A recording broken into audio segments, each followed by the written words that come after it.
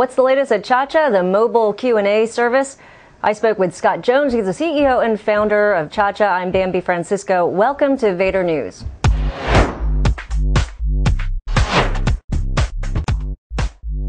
So Scott, many people are familiar with Q&A answer sites, but give us a little bit of color around your service. So we have a service that is sometimes lumped into the category of search and sometimes into answers. What we are, though, is a real-time answer service that works both online and via mobile.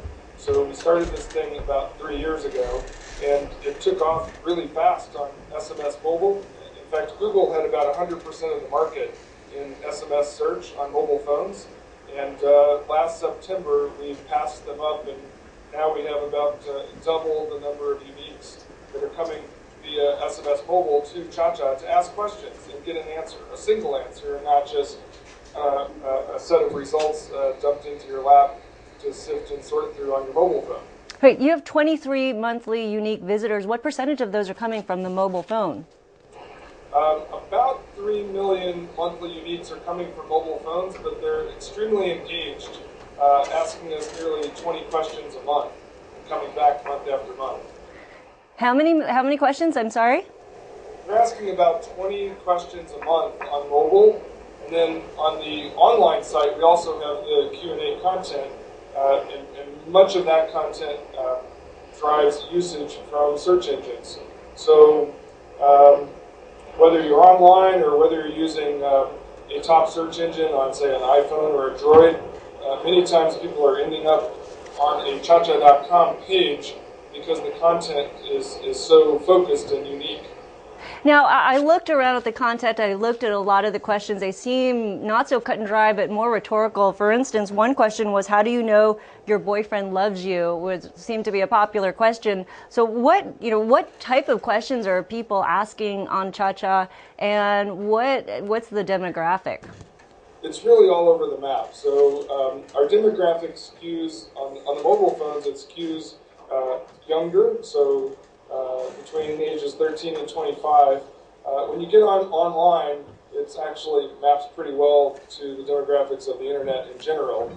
The types of questions that are coming in are all sorts. So there might be subjective questions about relationships, but we get plenty of homework questions, even test questions sometimes, and which might be in history or English or math. We get a lot of travel questions, restaurant questions for people on the go. So the categories of questions are really all over the map. And in terms of answering those questions, and this is what's interesting, you have guides to answer those questions, and you pay them 3 cents to 20 cents per answer. Is that correct? That's approximately, it depends on what the question is. So if it's a relationship question, we might pay less than what we pay for a math question to answer it.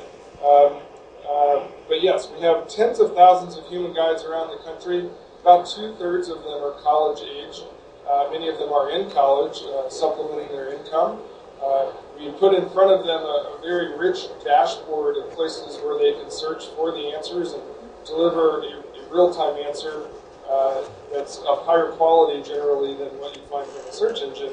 So this is really what allows ChaCha to differentiate from the top search engines and also from the answer services, is that by injecting this little bit of human intelligence at just the right moment, we can derive a much better, more relevant, more accurate answer in usually less than a minute.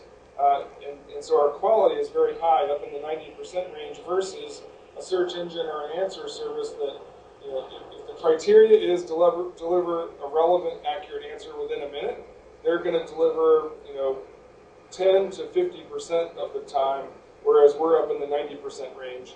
And that's what our human intelligence is able to add to the equation here. I've been speaking with Scott Jones. He's the CEO and founder of ChaCha. I'm Bambi Francisco.